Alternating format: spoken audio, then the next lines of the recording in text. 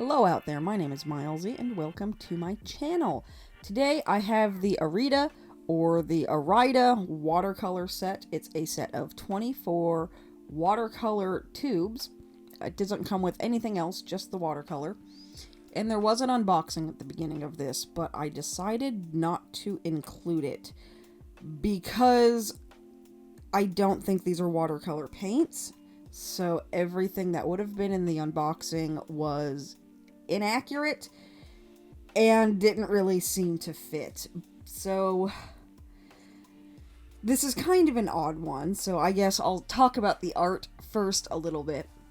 I'm using this Arteza watercolor canvas, which is cotton paper that is perforated and punched in a way that you can fold it into a canvas, and it's actually really nice. I really liked this paper. I've used it a couple times now. I've got it in black and white. Very highly recommend it if you're into watercolor. And this is a piece of line art that I have tried to color a few different times, but for some reason it just never works. It's got really poor composition, which is a big part of why it doesn't work, unfortunately. But right around this point, when I was working on this during a live stream, I realized that this paint is not watercolor. It's very thick, even heavily diluted. It's really thick, it's very chalky, and it layers in a way that watercolor shouldn't layer. So even though it says that it's watercolor, I am convinced that it's actually mislabeled gouache.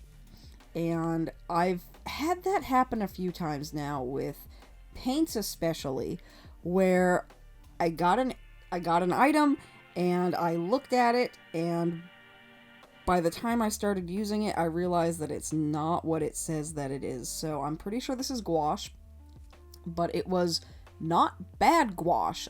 You've probably seen another video by now where I had some other watercolor items that were terrible.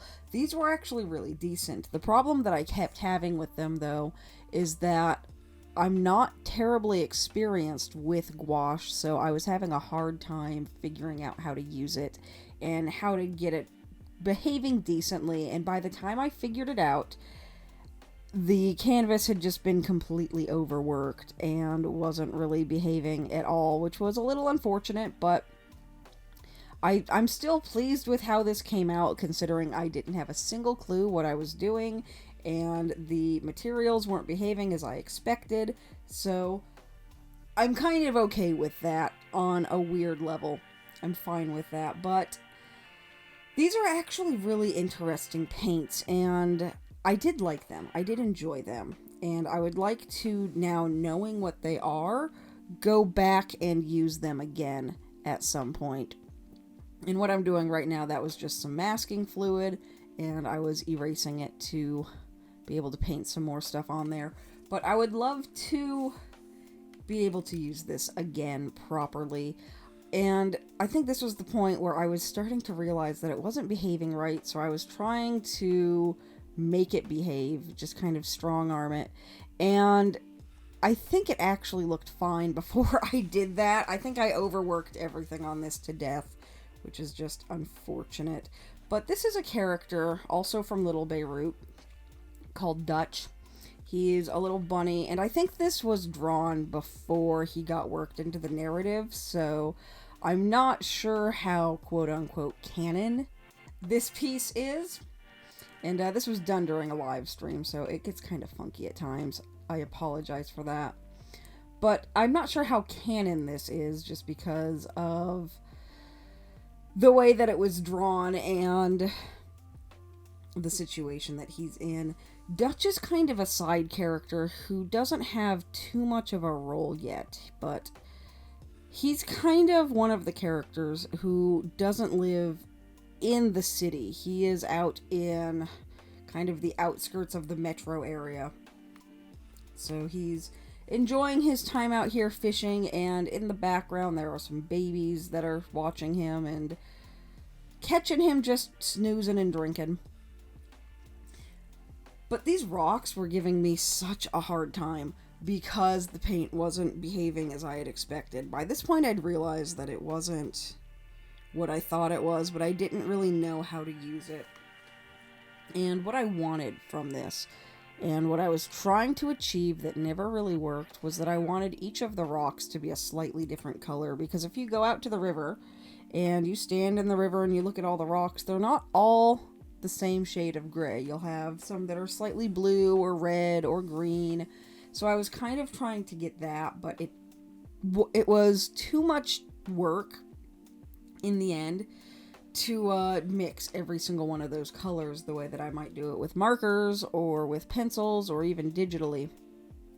So what I thought I would do is do a base layer all gray and then use a really thin diluted layer on top to do the color. And I think I tried that at one point and that didn't work. So the whole thing was just really awkward all the way around and didn't really turn out the way I wanted it to, but it's not bad either. Like, I kept trying to use acrylic techniques, which was another problem that I was having. I wanted to do some dry brushing in some areas, and that wasn't working. And I think what I needed to do, and I didn't really figure it out until, like, right here, I think, was that it's something that needs to be layered similarly to how I would do acrylics, but also not. So I think if I go back and do another piece with this, I might have a little bit more work or more luck, because that's also kind of how I try to do watercolors sometimes, but I think this works a little bit better now that I actually know what it's doing.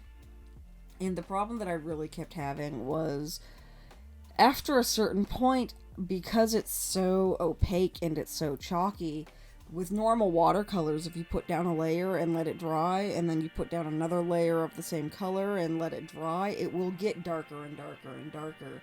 And that's what I kept struggling with.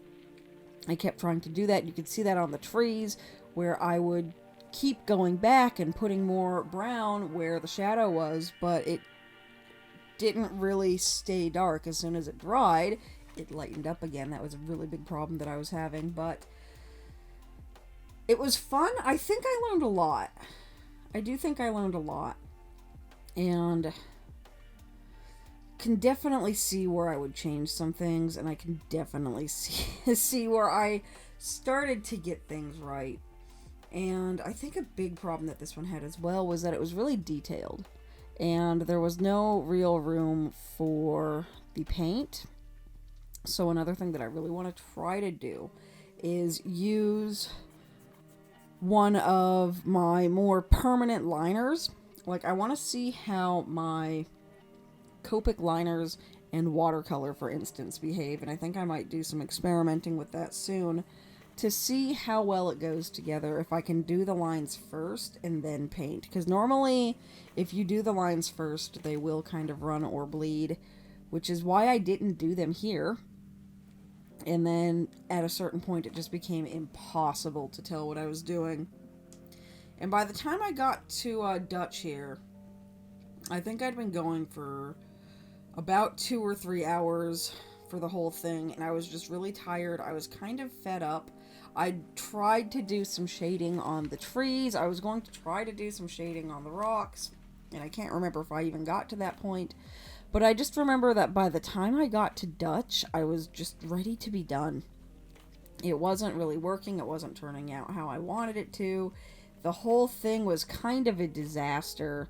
So it had reached the same point that Penny did the last time I posted a painting, where it got to a point where I just wanted to be finished with it. I wasn't going to abandon it, but I wanted to finish it and just be done. So that is what I wound up doing, just finishing it and being done without putting a lot of effort into making sure there was good detail or shading, because it was a really big piece to be learning on. And that's a really big problem that I have. I've talked about this before in regards to other things, where when I learn how to do something and when I'm brand new to it, I will go into the most ridiculously detailed piece that I can. And something that is way over my head, way over my skill level, having no idea what I'm doing. And once I've failed at that, that lets me know if the failure was something that I was comfortable with, if I reached failure because I just didn't like to do it, or if I reached failure because I hadn't solved the puzzle.